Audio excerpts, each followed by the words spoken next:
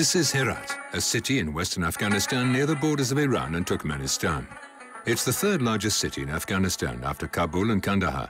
In ancient times, it was called Alexandria in Arya and was founded by Alexander the Great. It was one of the stopover towns on the Silk Route and one of the great cities of the historical Khorasan, thought to be the medieval Afghan name for Afghanistan. This large territory comprised the current Afghanistan and southern Turkmenistan, Uzbekistan and Tajikistan, as well as northeastern Iran. Herat was captured in 1383 by Timur and along with Samarkand was one of the beacons of the Timurid Renaissance, a glorious period of art and culture which lasted throughout the 15th century. قلعه تاریخی اختیاردین یکی از بناهای بسیار شکومند تاریخی هرات محسوب میشه. اولین بار توسط یک دختر به نام شمیره ساخته میشه. بعدها در زمان حملات اسکندر مقدونی هم یک سری تغییرات و در قسمت بازسازی و مرمت از او رونما میشه و بعد از حملات اسکندر مقدونی حکومت‌های کوشانی، افتالی، ساسانی، حکومت اعراب به این سرزمین پرده حکمرانی میگذارانند. و بعد از اعراب هم دوره‌های مثل طایری، صفاری، دوره محمد ضیا هر کدام به نوع در قسمت شکل ساختاری قلعه تغییرات رونما میشه. در زمان حملات چنگیز و مغول هم در هرات قتل عام صورت میگیره، از جمله عابدای تاریخی زیاد آسیب میبینه و به هر حال در زمان حکومت آل کرد ملک فخرالدین که حاکم هرات بود، اختیاردین یکی از فرمانده های چیره دست تصمیم میگیره که بر بقایای ویران شده یک قلعه مستحکم و دفاعی بسازه و در زمان حکومت تیموریا هم به هر حال توجه بسیار لازم مبذول میشه.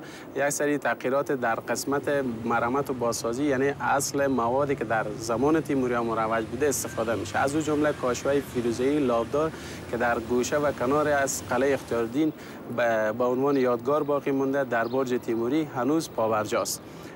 و این قلعه در طول تاریخ هم فراز و نشیب‌های بسیار طلایی پشت سر میگذارانه، یعنی از جمله 8 مرتبه یا 9 مرتبه کاملا به یک ویرانه محض مبدل میشه و دوباره بر بقایای ویران شده از او یک قلعه دیگه ساخته میشه. The surface area of this fortress is astounding, 17,500 square meters. Thanks to restoration work, it's been given a new, more cultural lease of life, in particular through its museum.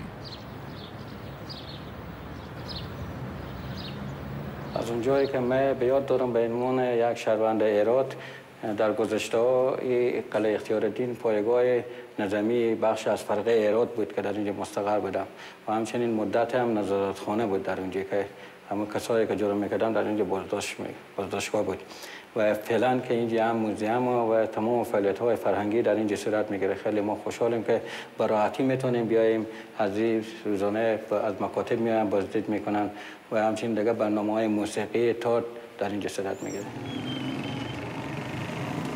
Let's leave this imposing citadel and wander down Herat's colorful streets with their many different stalls. We'll discover the old town and meet an architect from the Aga Khan Trust for Culture who took part in the restoration of the citadel and several buildings in the old parts of the city. Here is a blend of colors and scents of products which symbolize Herat, such as almonds, saffron, walnuts, chickpeas.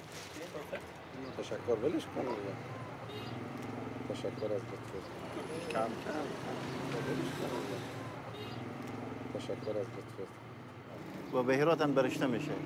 مسئول خود هراته.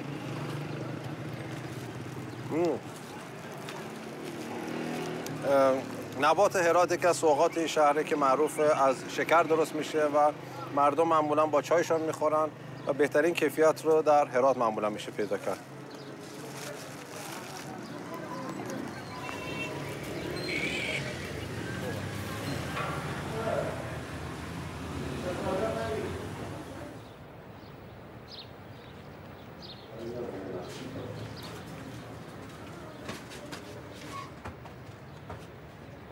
ما در شهر قدیم هرات هستیم. همونطور که می‌بینین بیشتر ساختمان‌های اینجا از خشت و گل ساخته شده و از بیرون هیچ کلکینی وجود نداره، همه چی ساده است و تمام کلکین‌های ساختمان به داخل حویلی باز میشه. هوای بسیار گرمی داره، به همین خاطر در گذشته بسیاری از این گذرها پوشیده بوده که به نام دالان ازش نام برده می‌شده.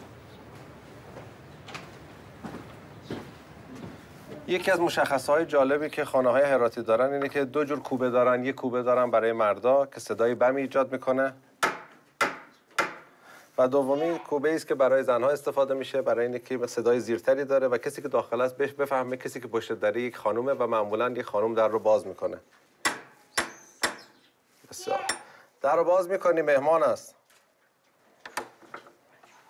سلام علیکم. تشکر. همونطور که اینجا گفتیم اینجا خانه عطارباشی است و این بخشی که می‌بینیم بخش جنوبیه که بیشتر خانواده در این زندگی می‌کرده. در این بخش بیشتر بخش شاهنشین یا مهمانخانه هست و حیاتی که می‌بینید با چند تا درخت ساده. خانه قبلا دو بخش داشته، یه بخشی هم در پشت اینجا قرار داره که آشپزخانه هست و برای سرویس دهی و بخش اندرونی هم در این بخش قرار داشته. متاسفانه الان اون بخش کاملا تخریب شده. Some of these restored houses in Old Herat are no longer lived in by Herat residents, as they prefer the comfort of more modern buildings. But they've all found other uses. For example, the old synagogue, which was closed when the Jewish community was forced out during the Taliban period, has now been converted into a school for children.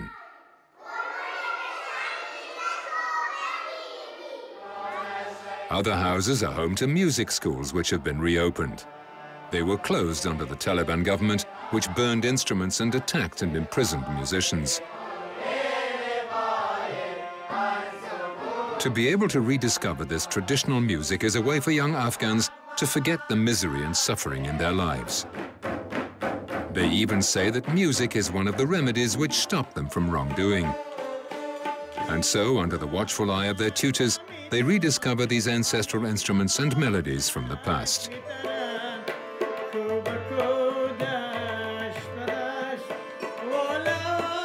آهنگایی که ما میخونیم آهنگای شاد و عشق عاشقی مورد پسند جوانا که هست همین شعرهای عشق و عاشقیه که مثل لیلی و مجنون، شیرین و فرهاد، ورقه و گلشاه و این آهنگای عاشقی بیشتر زیادتر که اینا عاشق هم مثلا شب و روز همین عاشقا از غم همدیگر گریه میکنن و دختر گریه میکنه و امو بچه گریه میکنه، بالاخره به همدیگر اینا نمیرسن. اینا بس از به همدیگر که نمیرسن اینا ناکام میشم به واسطه چی؟ به واسطه ازی که یا پدر راضی نیست یا مادر راضی نیست یا قوم و اقوامی که هستن به زی دختر بچه مثلا راضی نیستن، اینا ناکام میمونن. We're leaving this music school to discover what was once said to be one of the most beautiful places in Herat, the Musalla complex.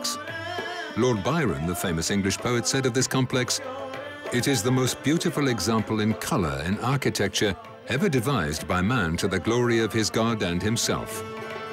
This huge architectural collection once consisted of a forest of minarets and buildings which came under fire from British troops in 1863 and were almost all demolished in 1885. Sadly, there now only remain 5 large minarets, most of the decoration of which has been destroyed. A mosque, the ruins of the madrasa, and Gawar Shah's mausoleum, which has been restored. In this peaceful place, surrounded by a park which brings a bit of coolness and calm, Afghan traditions live on, particularly calligraphy.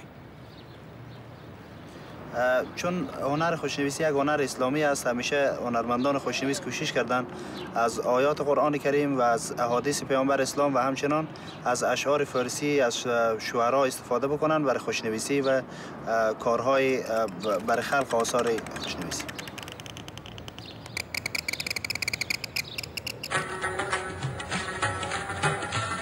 In this region, with its steppe climate and low rainfall, water has always been crucial, and in the center of the city is the former reservoir. Built in the 17th century, it provided Herat with drinking water until 1970. Today, it's used as an exhibition hall. Around this 2,400 cubic meter tank, which was always a very busy place, there's still a covered bazaar. There used to be a lot of bazaars like this in the old city. Let's escape the hustle and bustle of the city center and head to Gazargah. 5 kilometers away. Here we can see the mausoleum of the Sufi poet and philosopher Abdullah Ansari. Following his death in 1098, his tomb became an important place of pilgrimage for Sunni Islam. Built in the 15th century in the purest Timurid style, this shrine, badly damaged during the Soviet occupation, is being restored.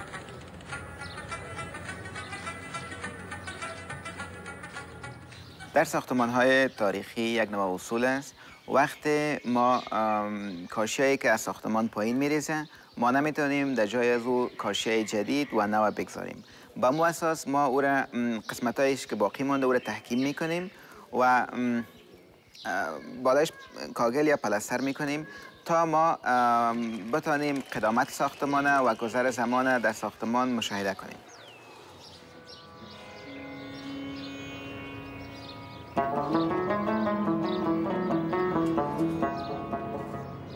The Gazagar Shrine, whose beauty inspires meditation, remains one of the most sacred places in Afghanistan. A large number of pilgrims still come to sample the beauty and calm of this place and to meditate on Abdullah Ansari's tomb.